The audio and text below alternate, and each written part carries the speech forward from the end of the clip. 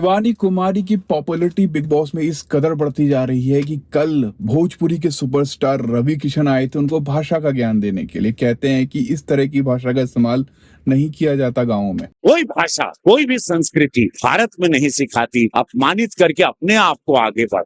रवि किशन जी, किया तो बहुत कुछ नहीं जाता, रिमोट से लहंगा नहीं उठाया जाता। तो लहंगा उठा दे रिमोट से। एक्चुअली में क्या है ना, बिग बॉस जो है वो बिहार और उत्तर प्रदेश के साइड थोड़ा सा कम फेमस है और ये एक तरह का है ना विवाद पैदा करने की कोशिश की जा रही है। आप लोगों को पता है बिग बॉस के घर में क्या होता है, वहाँ पर विवाद होते हैं, उसके बाद उनकी चर्चाएं बाहर होती हैं और बाहर होने के बाद शो पॉपुलर हो जाता है। उसी तरह से बिहार उत्तर प्रदेश में शो को पॉपुलर करने का एक स्टंट था और कुछ भी नहीं था। और शिवानी कुमारी जो कर रही है वो बेस्ट कर रही है, हम सबको दिख रहा है। अनिल कपूर जी ने ये मेंशन किया वहां पर कि रवि किशन जी किसी भी तरह की फिल्म का प्रमोशन करने के लिए यहाँ पर नहीं आए हैं। एक्चुअली रवि किशन जी खुद का प्रमोशन कराने के लिए आए थे। जिस तरह की शिवानी की पॉपुलैरिटी बढ़ती जा रही है, अगर आपको इंटरनेट पर फेमस होना है ना तो आपको दो टेक्निक आनी चाहिए। पहला कि बात बात पर गालियां कैसे दी जाए, बताओ कंपनी बना दी। दूसरा औरतों की बेइज्जती कैसे की जाए। शिवानी कुमारी को मैं बिग बॉस का बहुत शुक्रिया करना चाहता हूं कि उसको आज कैमरा फुटेज कम मिली। भाई साहब, her voice is very irritating. भाई जिसको भी बुरा लगता है लग जाए, हमें सच्चे आदमी। अगर आपको ये दो चीजें आती है ना तो आप इंटरनेट पे नंबर 1 क्रिएटर बन सकते हो। वहीं दूसरी ओर शिवानी कुमारी जो है ना वो फेमस हुई थी अपनी भाषा के लिए। मार्केट से लौट रही थी चप्पलें खरीद कर और वहाँ वीडियो बनाते हुए उसने हेलो फ्रेंड की जगह हेलो फ्रेंडा बोल दिया था। हाय फ्रेंडा ओ सॉरी फ्रेंड। आप आए हैं, ये बिहार से आए हैं, क्या नाम है आपका? सुभाष मल्होत्रा। सुभाष मल्होत्रा। कुमारी को जानते हो? हाँ जानते हैं। बिग बॉस में आई जानते हो? हाँ। रवि किशन को जानते हो? हाँ जानते हैं। दोनों लोग बिहार में फेमस हैं, बिहार यूपी में दोनों फेमस हैं। दोनों फेमस है। रवि किशन जी जो है पहले उटपटांग गाने बनाते थे। हाँ बनाते थे पहले, उसी वजह से फेमस हुए। हाँ अश्लील वीडियोस उनका ज्यादा आता था। बिहार के सुपरस्टार हैं लेकिन, है ना? हाँ, सुपरस्टार हैं। लेकिन फेमस तो ऐसे ही हुए। हाँ। शिवानी कुमारी का कोई खराब वीडियो देखा? नहीं। कोई ऐसी गाली गलौज करते हुए वीडियो देखा? कभी नहीं। देखो ये बिहार से आए, मैं इनको नहीं जानता, आज से पहले इनसे कभी नहीं मिला मैं। आज से पहले आप मुझसे मिले हो कभी? कभी नहीं। तो ये एक हॉनेस्ट रिव्यू था, ठीक है। खेर मोड़े, ये नाम आपने बहुत सुना होगा। 15 तारीख को जो है खेर मोड़े जी का जन्मदिन है। वो एक्चुअली बाबा साहब के एक सहयोगी थे, उनके साथ काम करते थे। और ये सारी किताबें जो है ना वो बाबा साहब के जीवन पे उन्होंने लिखी है। बचपन से लेके बाबा साहब के अंतिम समय तक उन्होंने, बाबा साहब ने क्या क्या किया। और खास बात ये है कि इस सारी किताबें जो है ना वो बाबा साहब को दिखाकर, पढ़ाकर, उनसे पूछ कर लिखी गई हैं। तो ये जितने भी आप सीरियल वगैरह देखते हो ना डॉक्टर अम्बेडकर के ऊपर बने हुए, वो सब इन्हीं किताबों के बेसिस पे बनाए जाते हैं। अक्षय चौधरी याद है जिसने शिवानी कुमारी का मजाक उड़ाया था? भाई देसी लोग, भाई फुल देसी लोग। मैक्सटन तो याद होगा।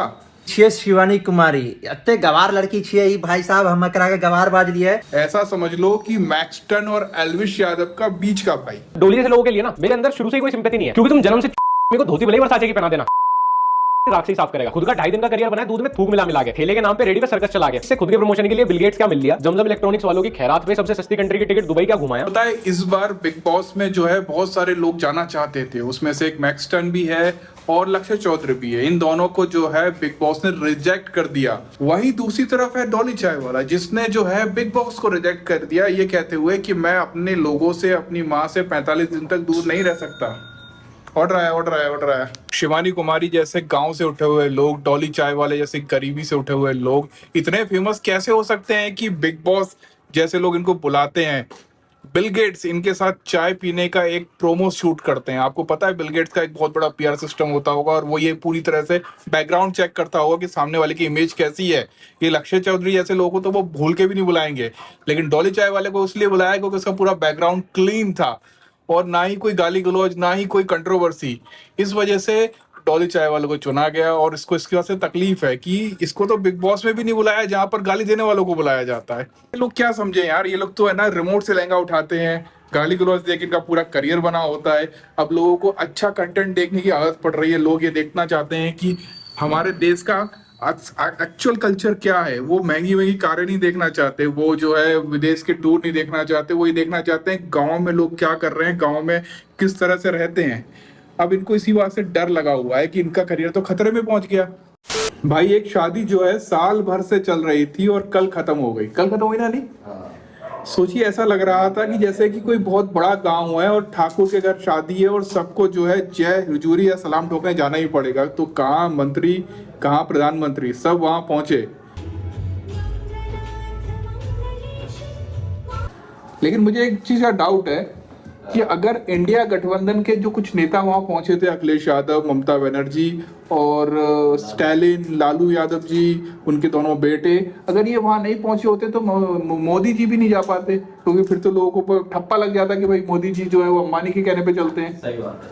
और आपको यकीन नहीं होगा कि शादी 12 तारीख को होनी थी और उससे कुछ दिन पहले 4 जुलाई को जो है पर्सनली इनवाइट करने गए थे राहुल गांधी को, क्योंकि देखो अगर नॉर्मल इनविटेशन भेजते तो वो लोग मना कर देते, हमारे पास कोई इनविटेशन आया नहीं, पर्सनली आया तो चर्चाओं में भी आ गए। और उसी टाइम नरेंद्र मोदी जी को भी इनविटेशन भेजा गया और ऐसे करके इन्होंने एक बताया कि हम पूरे भारत के लोगों को बुला रहे हैं। और अगर मैं गारंटी से लिख कर दे सकता हूँ कि अगर ये राहुल गांधी जी को इन्विटेशन देने नहीं गए होते और जितने भी इंडिया गठबंधन के नेता हैं अगर वहाँ नहीं पहुंचे होते तो रात को मोदी जी भी आपको वहाँ नजर नहीं आते।